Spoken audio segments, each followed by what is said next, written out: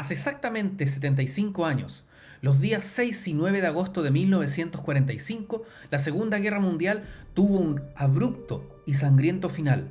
Fueron lanzadas las bombas de Hiroshima y Nagasaki, terminando no solo con la guerra, sino que en 2 días con la vida de más de 200.000 personas y dejando dañada la vida de millones de personas para siempre. Soy Sebastián Ortiz y el día de hoy quiero invitarte al primer capítulo de esta serie de 4 capítulos llamada La Bomba Atómica, donde vamos a conocer qué es la energía nuclear, qué son los átomos, la radiación, las armas nucleares y lo más importante de todo, los usos pacíficos de la energía nuclear. Porque la energía nuclear tanto puede crear como destruir y depende de nosotros, los humanos, qué uso le vamos a dar a estas leyes de la naturaleza que nos permiten hacer tanto cosas buenas como cosas malas.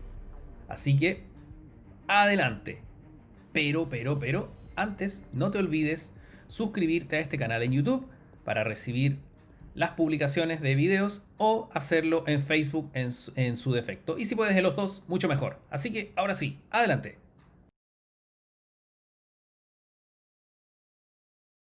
Lo primero que tenemos que saber es de qué está constituida la materia.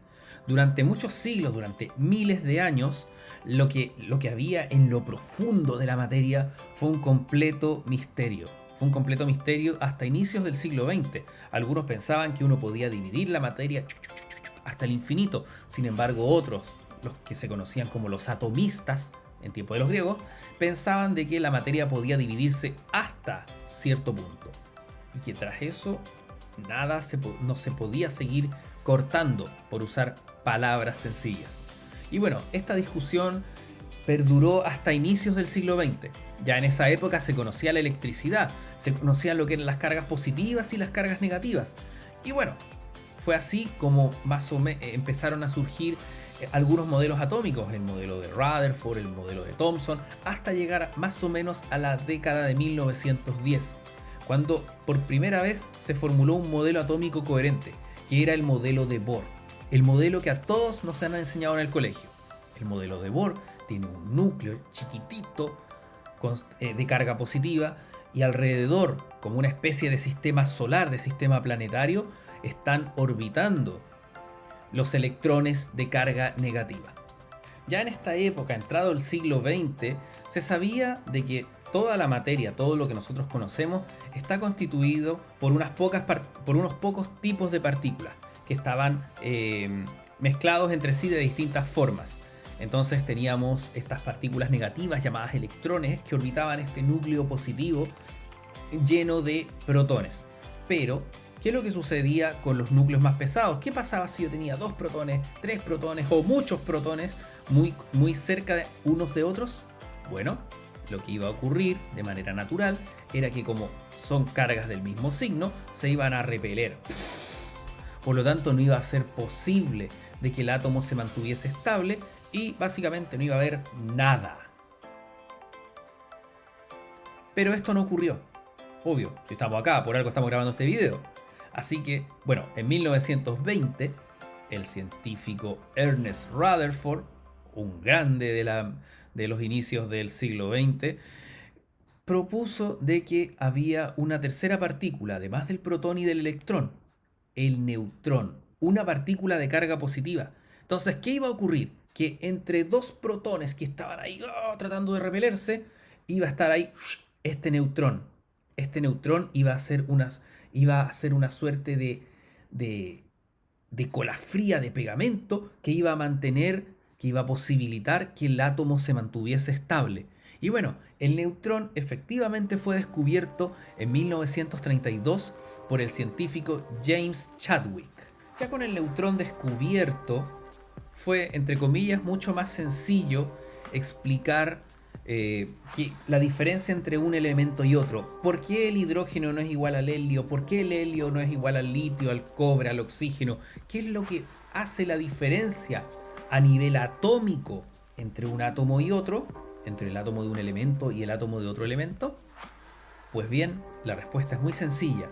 Es el número de protones. Por ejemplo, el hidrógeno, que es el elemento más liviano de todo lo que se conoce, tiene un protón. Luego viene el helio, que tiene 2 protones. El oxígeno tiene 8 protones. El uranio tiene 93 protones. Y recordemos, todos estos protones, que son muchos en el caso del uranio o en el caso del oxígeno, están a su vez mezclados con algunos neutrones. Neutrones que lo que hacen es impedir que exista, que haya repulsión entre estos protones que están ahí tratando de repelerse, y están ahí los neutrones manteniéndolos, como este pegamento del cual les estaba hablando. Entonces, primera lección: los elementos se diferencian según el número de protones. Y ese número viene dada por la tabla periódica. Todos esos números, 1, 2, 3, 4, 5, 6, 7, 8, el número del elemento que tú quieras saber, el cobre, oxígeno, lo que sea, corresponde al número de átomos que hay en el núcleo de cada elemento. Ahora bien, podríamos preguntarnos si los neutrones juegan algún rol dentro de la clasificación de los elementos, y la respuesta es sí. Habíamos hablado que cada elemento corresponde a un número distinto de protones. ¿Ya? Un protón es hidrógeno, 2 son helio, 8 son oxígeno, y así 6 es carbono, y bla bla bla, hasta llegar a los 100 y tantos que hay hoy en día. Sin embargo, el hecho de que haya un número distinto de neutrones hace que el elemento se comporte de una forma distinta. A esto se le conocen como isótopos. Por ejemplo, el hidrógeno más común es simplemente un protón solo con un electrón dando vueltas. Ahora, ¿qué pasa si yo le agrego a ese protón un neutrón? Sigue siendo hidrógeno, pero de otra variedad, una variedad menos conocida, que se conoce como deuterio, es decir, un protón y un neutrón. Y la última variedad producida, al menos a nivel en la naturaleza, es lo que se conoce como el tritio. El tritio corresponde a un protón y a 2 neutrones. Esos son los 3 isótopos del hidrógeno producidos de manera natural. En las últimas décadas se han podido producir más átomos de hidrógeno, poniendo más neutrones ahí, pero ahí tenemos un pequeño problema, y que tiene que ver con que cuando hay un exceso de neutrones, algunos neutrones decaen como protones. Entonces no es posible que yo tenga, por ejemplo, un protón y 100 neutrones alrededor. No. Eso no es posible, ya que dado cierta cantidad de protones, yo voy a tener solo algunas configuraciones de neutrones que sean posibles. Por ejemplo, el caso del carbono, que se usa mucho para los hidrocarburos y que nosotros también lo conocemos del colegio. De alguna parte lo debemos conocer. En el carbono hay 3 isótopos que son los más conocidos: el carbono 12, 13 y 14. El carbono 12 es el más común, que está constituido por 6 protones y 6 neutrones. Y el menos común de todos, pero el más conocido por nosotros, es el carbono 14. ¿Por qué? ¿Qué es lo que hace el carbono 14? El carbono 14 nos permite saber la antigüedad de alguna cuestión que estemos datando. El hecho de que los elementos se diferencien únicamente por el número de protones es una cuestión realmente potente. ¿Por qué? Porque eso significa de que yo puedo pasar de un elemento a otro simplemente cambiando el número de protones. De alguna forma, no estoy diciendo que sea fácil, no es trivial, no es que yo voy a convertir esto en esto otro. No.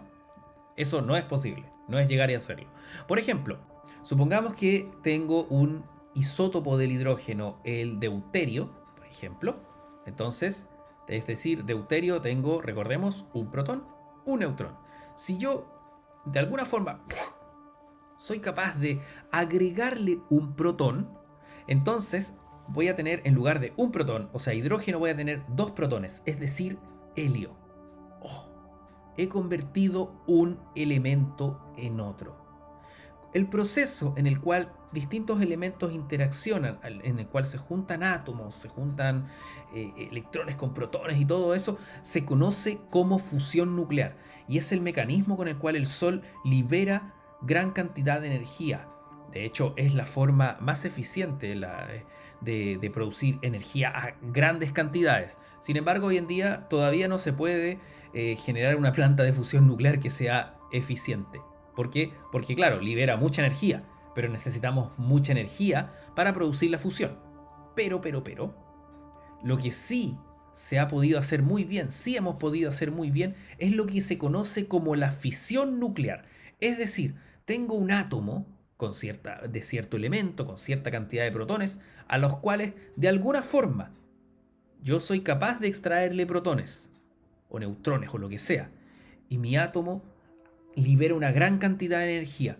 ¿Por qué se libera una gran cantidad de energía? Por la famosa ecuación de Einstein, E es igual a mc cuadrado. Esta ecuación nos dice que, dada cierta cantidad de masa, voy a tener una cierta cantidad de energía. Y como es E igual a mc cuadrado, nos da de que cada gramo, cada partícula contiene una cantidad de energía gigantesca. Es realmente grande la cantidad de energía. Entonces, ¿qué es lo que sucede? Cuando yo divido un átomo, estoy reduciendo su masa, y además que hay energías que son liberadas, producto de esta ecuación E igual mc cuadrado, y esta energía liberada, producto de la fisión, es lo que da origen tanto a la bomba atómica como a las aplicaciones pacíficas de la energía nuclear, de la física nuclear, como son, valga la redundancia, la energía nuclear. Y bueno, eso sí, tenemos tres formas de fisión, tres formas de hacer decaer un elemento en otro: la radiación alfa, la radiación beta y la radiación gamma. Pero de eso vamos a hablar en el próximo capítulo. Así que si te gustó este primer capítulo de la serie Bomba Atómica, en el cual hemos explicado cómo están constituidos los átomos, qué son los elementos y lo más importante para esta serie, qué son los isótopos, que son, recuerden, isótopos son elementos, un mismo elemento con distinta cantidad de neutrones, súmate a este canal. Dale like, activa la campanita o sígueme en Facebook para que la próxima semana te bombardeen atómicamente con más conocimiento sobre la física nuclear. Así que hasta la próxima.